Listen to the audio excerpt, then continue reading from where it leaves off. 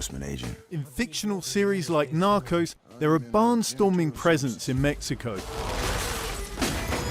The DEA, the US's drug enforcement agency. In reality, they operate under the radar, but for decades they've been given a wide scope in the country to help take down big-name capos like Joaquin Guzman, El Chapo. But now a game-changing Mexican law aims to put the DEA on a much tighter leash. The government says it's a question of national sovereignty. The issue here is that if our two countries are going to cooperate, the US has to respect Mexico's area of jurisdiction. This is the main point of the new law. DEA agents will now have to report regularly to the Mexican government what they're doing in the country and any information that they dig up.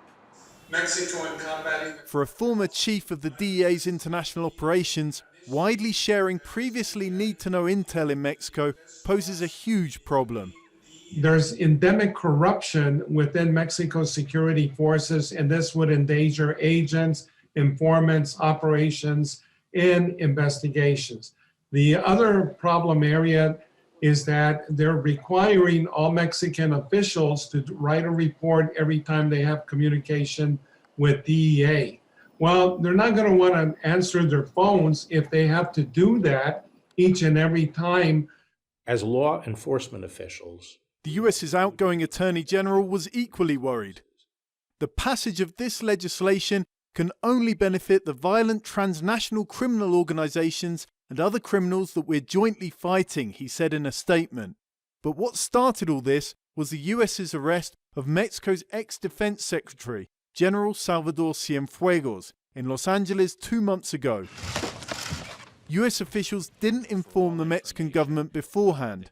The president wasn't happy, and neither was the army, and so talks started in Mexico about putting the DEA under closer control in return.